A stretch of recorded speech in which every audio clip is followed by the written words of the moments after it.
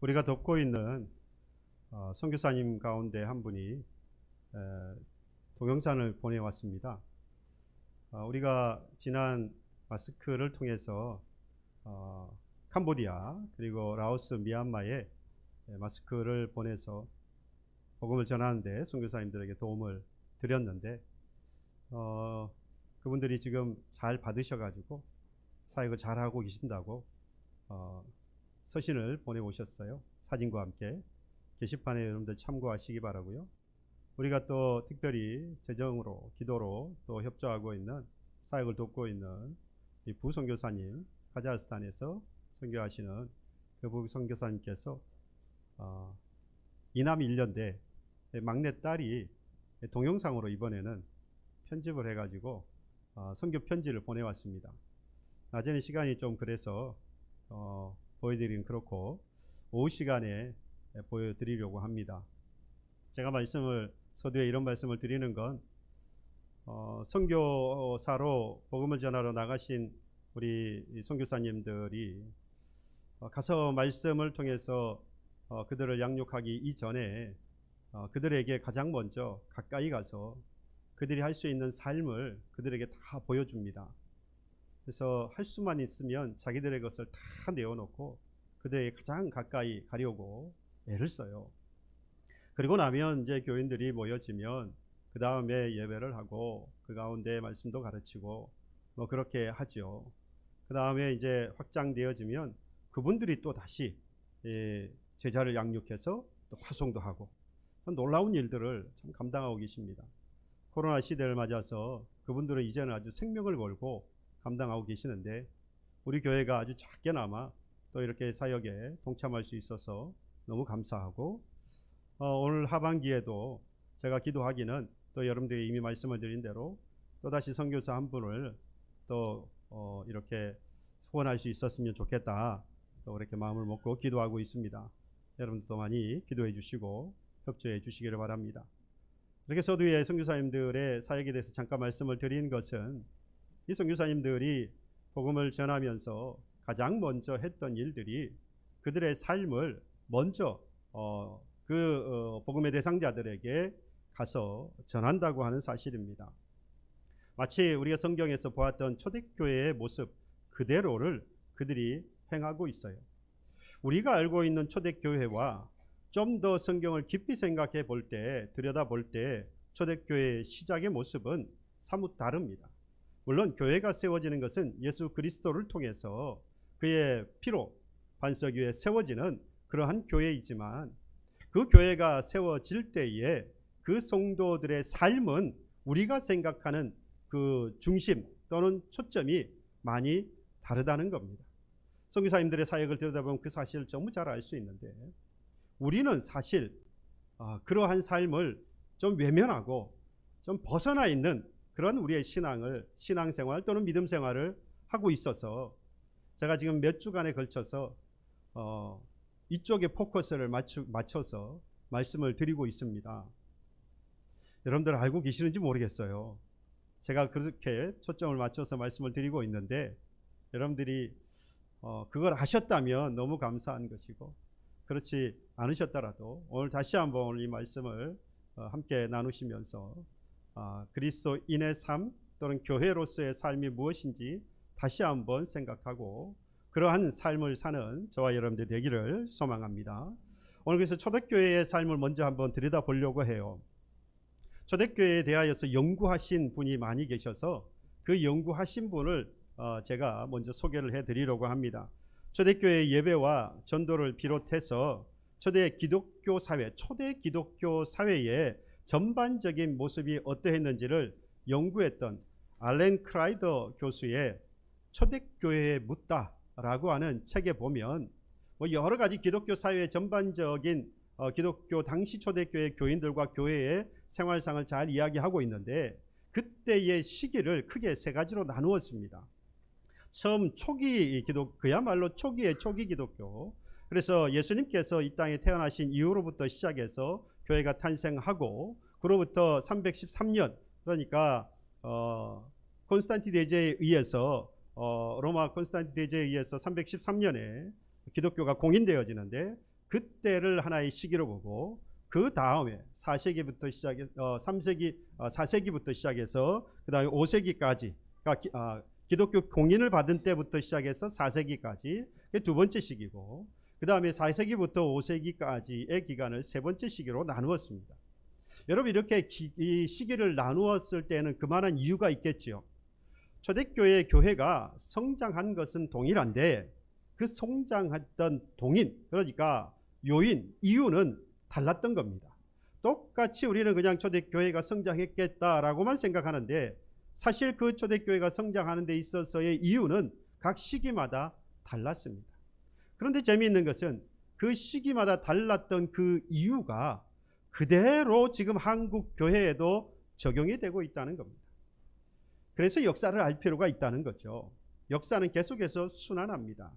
그래서 그 역사를 잘 들여다보면 앞을 미래를 예측할 수 있고, 그걸 정말 잘 받아들이면 지금의 상황을 재단해보고, 그래서 잘못된 것과 잘된 것을 잘 판단해서 잘못된 것을 바꾸어서 회복할 수 있는 좋은 기회가 되어지는 것이죠. 그래서 이전에 있었던 역사의 사건들을 들여다볼 필요가 있는 겁니다. 그래서 초대교회 이 세 시기를 나누었을 때에 각각 교회가 분명히 성장한 것은 많지만 그 이유가 각각 다른데, 그 다른 이유들이 그대로 우리 한국교회와 지금 저와 여러분들의 신앙에 적용이 되고 있어서 오늘 이 말씀을 먼저 드리려고 합니다. 첫 번째 시기라고 했던 예수님께서 탄생하신 이후에 교회가 세워지고 기독교가 공인되어지기 전까지의 시기, 그러니까 콘스탄티제의 313년 이전까지의 그 기간에 있었던 이 초대교회의 성장은 핍박과 억압 때문이었습니다. 우리가 잘 아는 것처럼 기독교가 공인되기 전까지는 예수를 믿는다는 것이, 그리스도인이 된다고 하는 것이 쉬운 일이 아니었습니다. 쉬운 게 아니고 생명을 걸어야 했어요. 그리스도인이 된다고 하면 목숨을 걸고 그리스도인이 되는 거였습니다. 그렇게 해서 그리스도인이 됐다라고 한다면 사회적인 이득이 있었느냐? 그렇지도 않아요. 전혀 사회로부터 아무런 이득을 얻을 수 없습니다. 도리어 사회로부터 격리를 당하게 되죠. 그리스도인이라는 것을 드러낼 수 없을 뿐만 아니라 그리스도인이 되었다라고 하는 것을 주변에 알게 되었을 때는 사회로부터 격리를 당하게 되어집니다. 불신앙의 사회에서 당시의 기독교 또는 교회 또는 초대교회와 그리스도인이라고 한다면 조롱과 박해의 대상이었다라는 이야기입니다. 그래서 우리가 알고 있는 초대교회의 많은 순교자들 여러분들 아시지요? 그 인물들이 대부분 다 이때 시기에 순교했던 사람들입니다. 그런데 여러분, 놀랍게도 바로 이 시기에 정말로 기독교가 빠르게 성장을 했어요. 그것이 단순하게 이 숫자만 늘어난 것이 아니라 순교자가 생길 만큼, 많은 순교자가 나올 만큼 그들의 믿음의 신앙도 크게 성장을 했던 시기라는 겁니다. 분명히 이때는 기독교가 탄압을 받았고 그리스도인이 된다고 해서 사회적인 이득을 취할 수 있는 때도 아닌데도 불구하고 바로 이 초기의 기독교, 이 그리스도를 믿는 이 초대교회 그리고 그리스도인들은 끊임없이 나타났고 또 성장을 했다라고 하는 겁니다.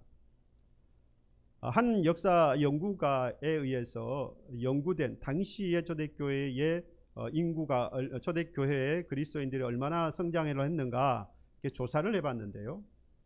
처음 예수님께서 탄생하신 이후 100년 동안에는 약 한 7,530명, 약이 아니고요. 이 역사 연구가가 어디에서 근거를 했는지 정확하게 7,530명 딱 이렇게 이야기했어요. 그리고 100년부터 해서 200년 그 사이에 100년 동안에는 총 그리스도인의 숫자가 21만 7,795명, 그리고 주 300년까지 때의 그리스도인은 629만 9,328명. 이 숫자가 정확하다고 제가 장담은 못합니다. 지금도 그리스도인 기독교인들을 이렇게 숫자를 파악하지만 사실 정확한 숫자가 나오지 않아요.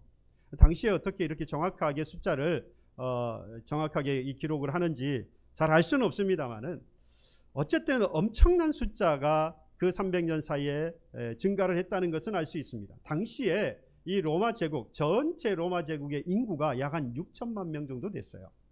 그런데 300년 사이에 무려 600만 명이 넘었다 이 말입니다. 그리스도인들이.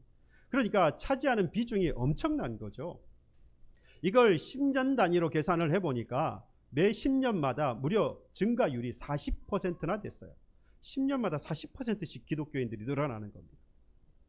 말씀을 드렸지만 이 초대교회 상황은 어땠다고 그랬습니까? 마음껏 자유롭게 그리스도인이 될 수 있는 상황이 아니라 그랬어요. 핍박을 당하고 박해를 당하고 조롱과 멸시와 따돌림을 당하는 그런 시대였습니다. 그럼에도 불구하고 급속도로 그리스도를 믿는 사람의 숫자가 늘어나고 믿음 생활하는 사람들의 그 신앙이 쑥쑥 자라나고 있었다는 겁니다. 여러분, 어떻게 해서 이런 일이 있을 수 있었을까?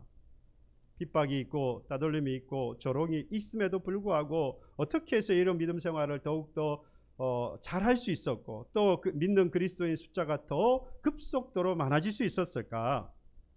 한마디로 여러분, 초대교회와 그리고 그리스도인들은 그들의 삶을 통하여서 이 불신자들을 끄는 매력이 있었던 겁니다. 그럼 매력이 뭐죠? 저 사람과 다른 나만의 매력, 이러면 나만 갖고 있는 거잖아요. 그래서 이 나만 가지고 있는 이것에 사람이 끌리면 우리가 뭐라고 말합니까? 매력에 끌렸다. 그건 꼭 잘생기고 돈이 많고 또 많이 배우고 뭐 이런 것이 아니더라도 그 사람만이 가지고 있는 특성, 그래서 누구와 비교해도 이것만은 특별하다고 할 때, 그래서 그것이 사람을 하고 호감을 살 때 우리는 매력이 있다라고 하는데, 당시 이 초기 기독교 교인들, 초대교회와 그리고 그리스도인들은 이 불신자, 믿지 않는 사람들 가운데에서 누가 봐도 매력이 있더라 이 말이죠. 그들을 끌어당기는 무언가가 있었다는 겁니다. 그 매력은 구체적인 어떤 내용, 그 매력이 어떠한 것인지는 뒤에 가서 말씀을 드리기로 하고, 두 번째 시기가 언제였습니까? 이 콘스탄틴 대제에 의해서 기독교가 공인되고 난 다음에부터 100년 동안, 여러분 이때는 완전히 세상이 바뀌었어요. 물론 뒤에 가면 더 바뀝니다만은 이때는 세상이 바뀌었어요. 이전에는 이 로마로부터 핍박을 받고 조롱을 당하고 멸시를 당했지만, 그래서 생명의 위협을 당하는 시기였지만, 이 두 번째 시기에 오게 되어지면 이 로마 정부와 아주 잘 어울리는 시대입니다. 그래서 이 로마로부터 그리스도인들이 핍박을 당하거나 조롱을 당하는 일은 이제 사라지고, 목숨을 내놓아야 하는, 예수를 믿기 위해서 그리스도인이 되기 위해서 목숨을 내놓아야 하는 그런 일들은 없어졌습니다. 오히려 로마 정치 권력과 기독교 사이에 아주 원만한 관계가 유지되면서 아주 자유롭게 믿을 수 있게 된 겁니다. 그러니까 당연히 교회가 어떻게 하겠어요? 성장을 할 수밖에 없죠. 그러니까 이때의 교회 성장의 원인은 어디에 있었던 겁니까? 불신자들의 볼 때에 이 교회와 초대교회와 그리고 그리스도인들이 어떤 매력에 있어서 끌려서 그들이 그리스도인이 되는 것이 아니었습니다. 이 환경 자체가 성장할 수밖에 없는 환경이 되어진 것이죠. 여기서 여러분, 여러 가지 부작용이 나왔습니다. 급작스럽게 이 많은 사람들이 교회로 몰려들기 시작하니까, 몰려들어서 교회가 성장하는 건 참 좋은데, 문제는 교회만 가지고 있었던 매력 때문에 온 사람들이 아니라, 교회에 출석하게 되면 거기에서 왕을 만날 수 있고요, 거기에서 아주 높은 지위에 있는 사람들을 만날 수 있는 겁니다.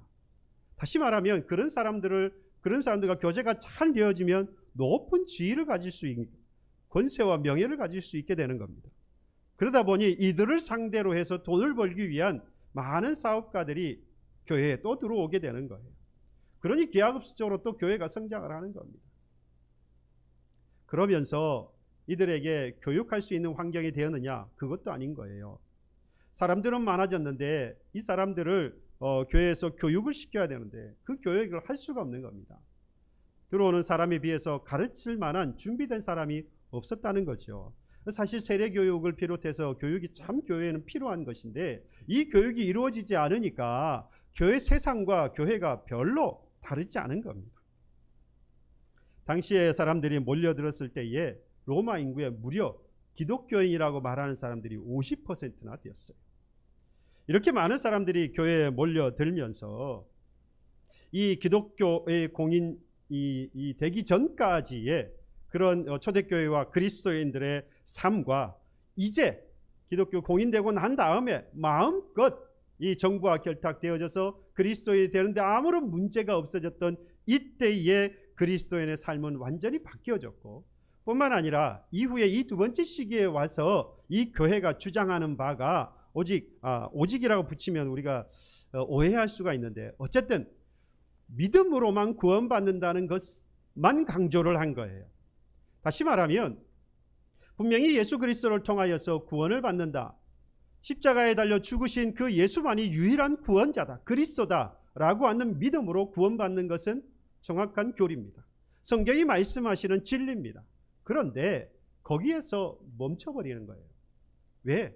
그 다음을 할 수가 없었던 겁니다. 그리고 그 다음은 중요하지 않았어요. 사람들이 많이 몰려드니까 그 다음을 이야기할 이유가 없는 겁니다. 그 다음이 뭐겠어요? 그 믿음을 따라 사는 삶이라고 하는 것을 그들에게 분명히 전했어야 하는데, 오늘 야고보서 오늘 본문의 말씀처럼 행함이 따르는 믿음이 필요하다는 것을 그들에게 전해야 하는데, 가르쳐야 하는데 전혀 그런 것들을 제시할 수 없는 시기였습니다. 그래서 그냥 믿음만을 강조하고 있었던 거죠. 입으로만 믿는다고 하면 그 삶이 어떠한 삶인지 아무런 관계가 없었어요. 그래서 누구나가 다 그리스도인이 다 될 수 있는 겁니다. 그러면서 예배당이 대형화되기 시작하는 거예요. 사람들이 많이 몰려오니까 예배당을 키워야 되잖아요. 그래서 예배당이 점점 커지게 됩니다. 반대로 작게 모였던 이 소모임들은 사라져버렸어요. 하지만 계속해서 뭐 한다는 겁니까? 교회는 성장하더라는 거죠. 세 번째 시기에 가면, 기독교 이 세 번째 시기에는 주 4세기부터 시작을 해서 500년까지, 그러니까 데오도시우스 황제의 때에 아주 요 시기에 급변하는 이 기독교 역사가 나옵니다. 사건이 나옵니다. 이전까지는 대체로 보면, 물론 두 번째 시기를 제외하고 대부분 그리스도인이라고 했을 때에 그 삶까지도 그리스도인다운 삶으로 드러나야 하다 보니까 사실 그리스도인은 삶에 그렇게 편안하진 않았어요. 첫 번째 시기에서는 아예 핍박을 당하고 환난을 당하는 시기였고, 그 다음의 삶도 사실 하나님의 말씀을 따라 살아가는 삶이어야 했기 때문에 힘든 삶이었는데, 여러분, 이 세 번째 시기에 오게 되어지면 이 교회가 믿지 않는 사람들을 핍박하기 시작합니다.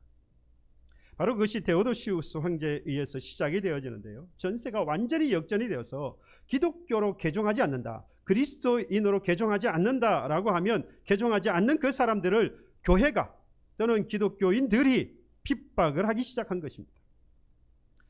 데오도시우스 황제, 이 로마 황제가 기독교를 로마의 유일한 종교로 선포를 하고, 그리고 비신자들, 비그리스도인들을 핍박하기 시작한 겁니다. 함께 그래서 이교도들, 그들이 섬겼던 신상이라든지 신전이라든지 이런 것들을 타파하기 시작했고요.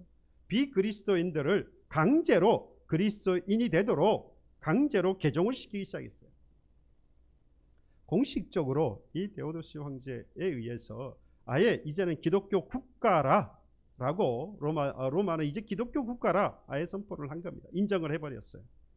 이게 바로 이 크리스텐덤이라고 말하는 겁니다. 그래서 기독교 국가라고 부를 때에 크리스텐덤이라고 이야기를 하는데요.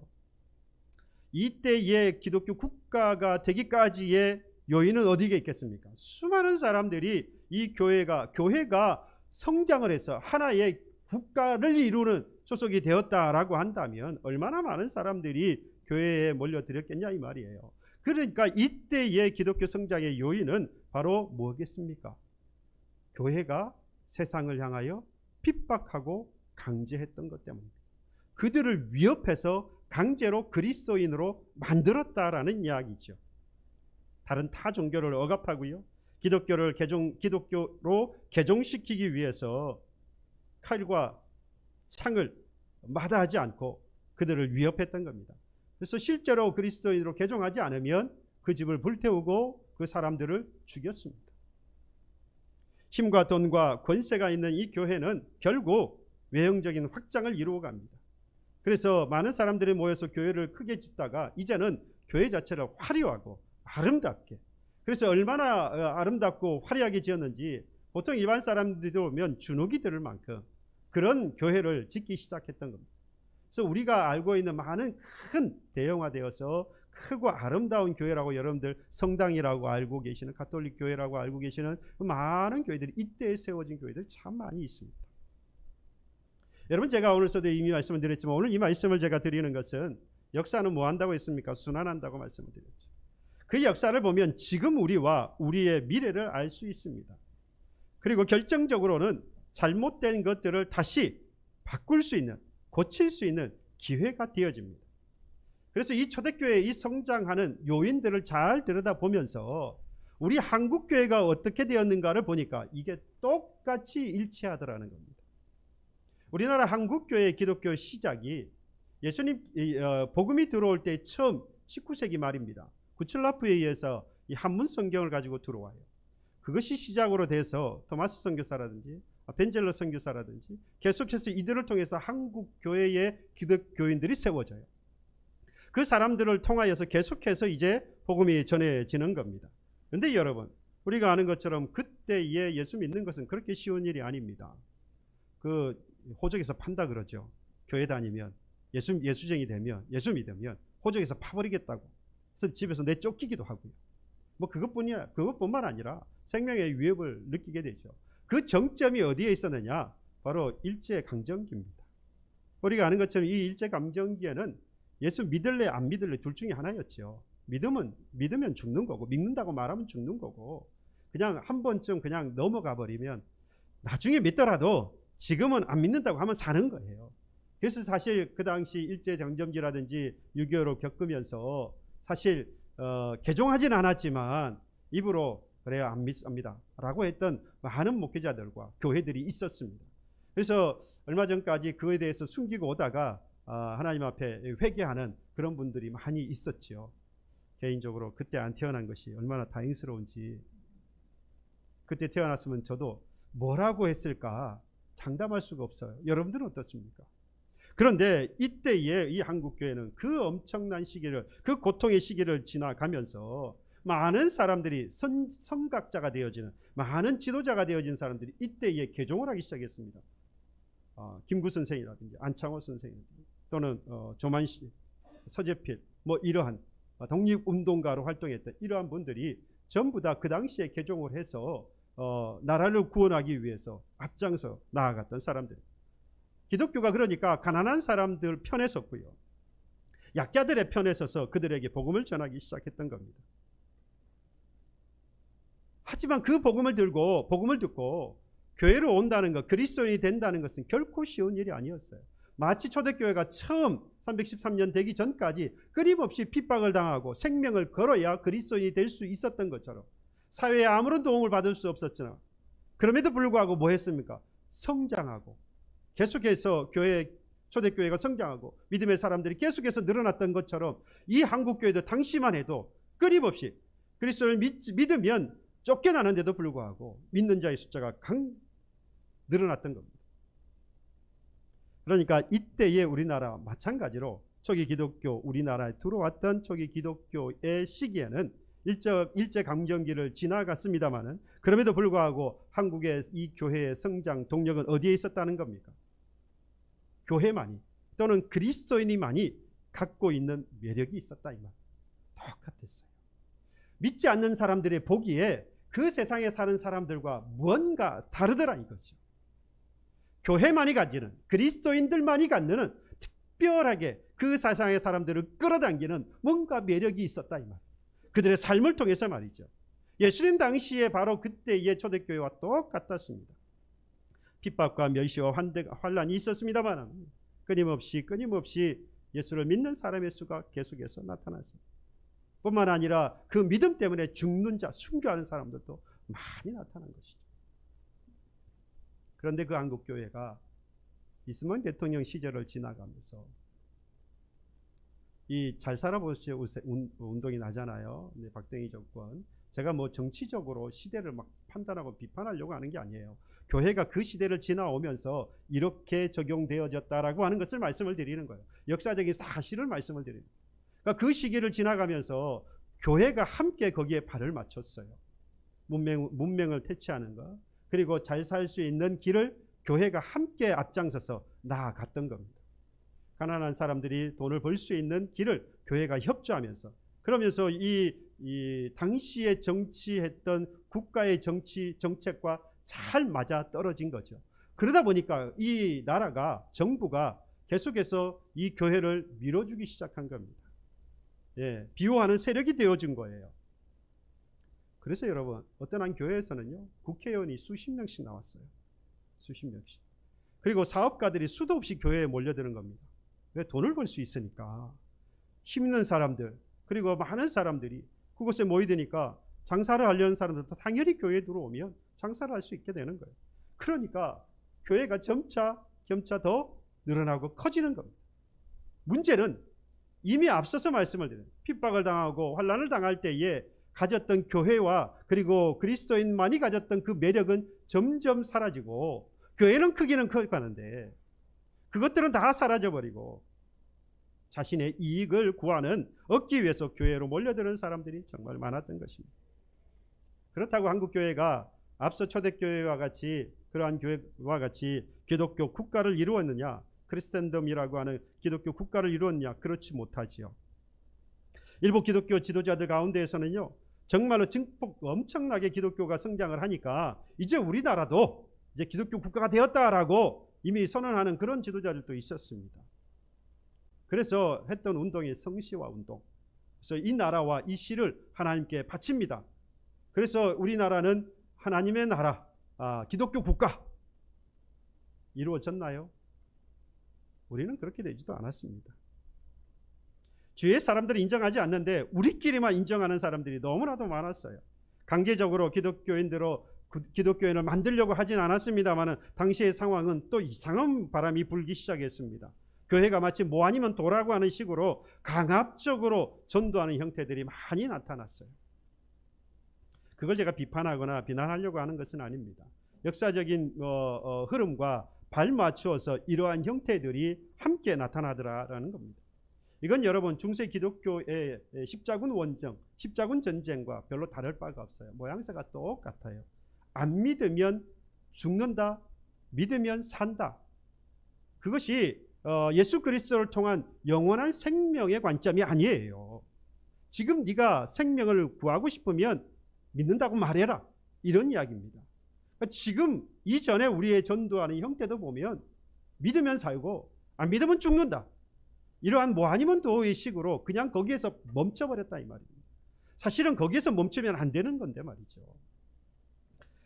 실상 한국교회는요, 기독교 국가라고 하는 것에는 근처도 가지 못했어요. 그리고 나서 바로 쇠퇴하기 시작했어요. 우리 한국교회는 말이죠. 멸시와 조롱과 핍박을 받는 그러한 교회로 점점 전락하고 말았습니다. 한 목사님이 교회를 개척하고 설립을 했는데 정말 하나님께서 은혜 베푸셔서 그 주위에 큰 기업이 들어오게 되었어요. 그러니까 그곳에 그 기업에 들어오면서 함께 거주하게 된 사람들이 많이 생긴 거죠. 그러니까 교회에 많은 사람들이 출석을 하기 시작한 겁니다. 그래서 짧은 시간에 그 교회가 성장을 했어요. 그런데 어느 날 그 기업에서 이 교회에 다니는 사람들에게 각서를 받았어요. 다시는 그 교회에 나가지 않겠다 라고 하는 각서를 받은 겁니다. 각서를 안 쓰면 제재를 당한 거죠. 뭐 인사고과를 통하여서 뭐 여러 가지 제재를 당하게 되는 겁니다. 각서를 쓸 수밖에 없어요. 그리고 그 목사님의 자녀가 있는데 그전에는 그런 적이 없었는데 어느 날부터인가 목사 아들, 목사 자식이라고 해서 자꾸 따돌림을 당하고 자꾸 핍박을 하는 거예요. 그런데 이 목사님과 그 아들과 그 교회가 어떤 문제가 있어서 그런 일을 당한 게 아니라는 겁니다. 개인적으로 그리고 교회의 어떤 문제 때문에 그들이 그와 같은 핍박을 당했던 것이 아니라는 것이죠. 세상으로부터 조롱과 핍박을 당하는 그러한 교회와 그리스도인이 전반적으로 한국교회 그렇게 되고 말았다는 이야기입니다. 그러니까 이제 교회는 예수님 당시의 초대교회나 우리나라 초기 기독교의 상황으로 돌아간 거죠. 돌아가긴 돌아갔어요. 핍박을 당하고 조롱을 당하고 따돌림을 당하는 것은 초대교회나 우리나라 한국교회 처음 시작할 때 초기 기독교나 똑같이 핍박을 당하고 조롱을 당하고 멸시를 당하고 또 따돌림을 당하고 있는 것은 똑같아요. 그런데 이유가 전혀 다른 거죠. 그전에는 예수를 믿기 때문에 그리스도인이 되는 것 때문에 핍박을 당하고 따돌림을 당했는데 지금은 전혀 양상이 달라진 겁니다. 초대교회 같이 그러한 매력이 이제는 사라져버려서 오히려 그 핍박을 자초하게 된 거죠. 우리가 스스로 핍박을 당하도록 만들었다 이 말입니다. 그런데 여러분, 이것도 하나님의 은혜라고 할 수 있을까요? 그렇게 된 우리들이 지금 이 교회가 역사를 다시 되돌아보면서 지금 우리의 이 핍박이 그때와 다르게 우리가 스스로 잘못하여서 자초한 것이라고 안다면 뭐 하면 됩니까? 이제 돌이키면 되는 거잖아요. 이게 역사가 주는 우리 교회에게 이 성경이 그동안 가르쳐주고 있는 우리 귀한 가르침이라고 할 수 있습니다. 이제 우리가 돌이키면 됩니다. 하나님께서 말씀하셨던 그대로 우리가 다시 돌아가면 된다는 것이죠. 그래서 지금이 좋은 기회일 수 있습니다. 이제라도 교회와 그리스도인 우리가 교회로서 그리스도인에서 본연의 매력을 다시 되찾기만 한다면 우리는 다시 한번 세상에 대해서 빛으로 드러날 수 있는 것입니다. 그들이 말하고 있는 암흑과 같은 이 세상에 밝은 빛이 되어서 소망을 전할 수 있고 가야 할 길이 어디인지를 우리가 메시지를 통해서 그들에게 알릴 수 있는 우리 스스로가 메시지가 되어서 말이죠. 그렇다면 교회와 그리스도인의 매력은 과연 무엇이겠느냐? 지금 우리가 이 코로나 팬데믹을 겪고 있으니까 이 점을 통해서 잠깐 말씀을 드려보면 여전히 우리나라를 비롯하여서 이 전 세계가 이 코로나 때문에 얼마나 골머리를 앓고 있습니까? 교회마다 정말 많은 논란이 있었고 지금도 논란이 있는 것 가운데 하나는 바로 이 예배라고 하는 겁니다. 이 예배. 어떤 환경이든지 어떤 상황이든지 예배 하나는 포기할 수 없다. 숨결을 각오하고 우리는 예배를 드려야 한다. 그리고 일제치하에서든지 6.25 때도 이 예배는 멈추지 않았다. 그래서 이 예배만큼은 우리가 절대로 놓칠 수 없다. 예배를 하다가 예배를 드리다가 죽는 것이 성경이고 하나님의 말씀이다. 여러분, 제가 이런 부분들을 가지고 항상 말씀을 드렸던 부분이 그렇다면 우리가 드리는 예배를 하나님께서 항상 기뻐하시는가에 대해서 생각해 보시라고 그랬어요. 말라기 선지자를 통하여서 하나님께서 저 성전 문을 닫는 자가 있었으면 좋겠다라고 하셨어요. 의가 아니고 진실함과 영과 진리로 드리는 예배가 아니면 하나님이 받지 않는다는 겁니다. 근데 우리는 착각하고 살아요. 내가 하나님 앞에 와서 예배 드리니까 하나님이 좋아하실 것이다. 맹목적으로 거기에 그냥 모든 것을 다 적용을 시킵니다. 일반화시켜서 예배 드리면 하나님이 무조건 좋아하신다는 거예요. 그런데 하나님은 다릅니다. 우리의 착각일 뿐이었던 거죠. 여러분, 이거는 초대교회를 보면 알 수 있어요. 초대교회가 예배에 목숨을 걸었다고 생각하는데 여러분 좀 더 깊숙이 들어가 보면 물론 예배에 초점을 두고 있는 것은 사실입니다. 하나님의 말씀과 예배와 그런 것에 대하여서 교회가 마땅히 해야 할 것에 대하여서 초점을 두고 있는 것은 사실이지만 우리가 생각하는 것과는 전혀 달랐어요. 당시의 상황이 그랬습니다. 아름다운 성가대도 없었고요. 당시의 초대교회에 성장했던 이유를 예배 때문이라고 말할 수 없다라는 이야기입니다. 이미 말씀을 드렸죠. 핍박을 당하고 고통을 당하고 그리고 따돌림을 당했음에도 불구하고 교회가 성장할 수 있었던 것은 교회만이 가지고 있는 매력이었는데 그게 우리가 생각하는 예배를 잘 드려서 그게 아니더라 이 말입니다. 예배 때문이 아니었어요. 아름다운 성가대 때문도 아니고요. 온갖 잘 갖추어져 있는 그러한 예배당 때문도 아니었습니다. 엄숙하고 경건함이 있는 그렇게 보이는 예배 때문도 아니었다는 거죠. 교회 성장의 근본이 거기에 있는 게 아니었습니다. 물론 초대교회도 아름다운 성가대도 있었고요. 그 다음에 예배당도 있었고 모이는 가정이라든지 회당도 있었습니다. 그리고 잘 갖춰진 예배할 수 있는 분위기도 조성이 될 수 있었습니다. 하지만 이러한 것들이 이 교회의 성장의 근본적인 이유는 아니었다는 거죠. 처음 사도들이 전도할 때 당시의 상황은 정말 우리의 생각과 다릅니다. 기독교의 핍박이 본격적으로 시작되면서 여러분 외부인들이 그들의 모임 속에 들어올 수가 없었어요. 왜냐하면 그들의 모임 속에 혹여라도 로마에 결탁되어져 있는 어떤 군사라든지 군인이라든지 이런 사람들이 쳐들어올 수 있는 상황이었기 때문에 조금이라도 의심스러운 사람이 있으면 들여보내지 않기 위해서 차단을 했어요. 그 일을 집사님들이 하셨어요. 다니면서 그런 사람들이 있으면 그 모임에 들어오지 못하도록. 여러분 이단들이 그런 일들 하잖아요. 그죠? 조금이라도 이상하면 그 단체에 들어오지 못하도록 딱 제재를 거는 것처럼. 또 이들이 이단이었다는 이야기는 아닙니다. 그런 것처럼 아주 철저하게 했습니다. 예배 장소도 계속해서 바꿀 수밖에 없어요. 모임 시간도 계속해서 바꿀 수밖에 없었습니다. 점차 점조직처럼 행동을 한 겁니다. 로마의 감시를 피하기 위해서요. 시간을 맞추어서 예배를 드린다? 안 되는 겁니다. 정해진 예배를 공개적으로 하려고 했다. 그거 안 되는 거였어요. 때로는 오랫동안 예배를 드리지 못하는 상황도 있었습니다. 이러한 비밀 예배 때문에 여러분, 이 믿지 않는 세상의 사람들이, 당시의 사람들이 이 그리스도인들의 모임에 대하여서 아주 오해를 하고 있었습니다. 성찬을 할 때에 떡과 포도주를 나누면서 이는 몸이다 피다 이러니까 이 그리스도인이라는 사람들은 인육을 먹는 사람들이구나. 실제로 그렇게 오해를 했어요. 뿐만 아니라 서로 만나면 교제하면서 포옹을 하고 뭐 이러니까 신분을 초월하여서 서로 뭐 이렇게 교제를 나눌 때에 포옹도 하고 맞춤도 하고 뭐 이렇게 행동을 하니까 아주 음란한 사람들이다. 예, 그런 오해들을 불러 일으켰습니다. 그러니까 초대교회가 성장할 수 있었던 요인들은 뭐가 아니라는 겁니까? 예배에 초점이 있었던 것이 결코 아니라는 것이죠. 여러분, 초대교회가 성장할 수 있었던 결정적인 이유는요, 믿음의 성도들이 철저하게 하나님의 말씀을 그들의 삶에 녹여냈기 때문입니다. 하나님의 말씀을 그들의 삶에 그대로 적용해서 삶으로 나타냈다 이 말이에요. 행함으로 드러낸 겁니다. 입으로 전도할 수 없었어요. 그래서 뭘로 한 겁니까? 행함으로 한 거예요. 말로 전할 수 없어요. 예수 믿으라고 말할 수 없었어요. 그러면 자기도 죽고 공동체도 무너질 수 있어서, 위협을 당할 수 있어서 전도하는 방법이 삶이었어요. 복음을 전하는 방법이 삶이었어요. 그들의 예배가 모여서 드릴 수 없는 상황이 되어지니까 도리어 그들의 삶이 예배가 되어진 것이죠. 고난을 대하는 태도나 환경이 어려워졌을 때 대하는 태도가 이 세상을 살아가는 사람들과 당시에 그리스도인이라고 하는 그 사람들의 모습이 전혀 달랐던 것입니다.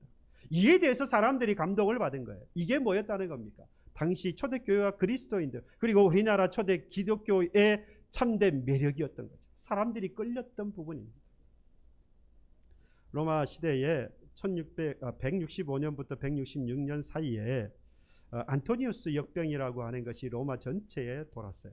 당시에 이 로마의 인구가 약 5천만 명 정도 됐죠. 로마 제국 전체에 한 5천만 명 정도 됐어요. 그런데 이 역병 때문에 죽는 사람의 수가 하루에 2,000명씩 되었습니다. 그러니까 이 역병이 끝나기까지 무려 1,000만 명이라고 하는 사람이 죽었다는 기록이 있어요. 그때 이 역병이 정확하게 뭔지도 모릅니다. 그러니까 이와 같이 사람들이 죽어나가니까 돈 있고 힘 있고 뭐 권세 있는 이런 사람들은 벌써 조용한 곳, 그러한 사람들이 없는 곳, 이러한 곳에 별장을 지어놓고 다 피신을 해요. 근데 유독 그리스도인들만큼은 병든 사람들 속에 있었습니다. 도망가지 않았어요. 피하지 않았습니다. 병든 그들에게 더 가까이 나아갔습니다. 죽음을 무릅쓰고 그 환자들을 돌보았고 먹을 것들, 또 쉴 만한 것들, 이런 것들을 끊임없이 제공을 했습니다. 자기의 집도 살아가기도 어려워, 스스로도 살아가기 힘든데 다 내놓았어요. 위험을 무릅쓰고 환자들을 간호하고 돌보았던 바로 그 그리스도인들의 헌신이, 그들의 삶이 바로 이 사람들에게 매력이 된 것이죠. 그것에 끌려갔던 거예요, 사람들. 그동안 자신들이 조롱했던 그 사람들이 멸시하고 천대했고 비웃었던 바로 그 그리스도인들의 모습, 거기에 반한 겁니다. 사회적인 혼란, 억압, 기득권층과 그리고 가난한 사람들과의 어떤 빈부차들, 사람들의 가치가 손상되어지게 만드는 이방의 종교들과 그리스도인, 교회라고 하는, 기독교라고 하는 이 그리스도인들은 달라도 너무 달랐던 것이죠. 그들은 예수를 따르는 자로서 예수를 닮은 삶을 실제로 살았던 겁니다. 결론적으로 여러분, 초대교회는요, 형식적인 정한 시간과 정한 장소에서 드리는 그런 예배에 역점을 둔 게 아니라 삶으로 드리는 예배에 초점을 맞췄다는 겁니다.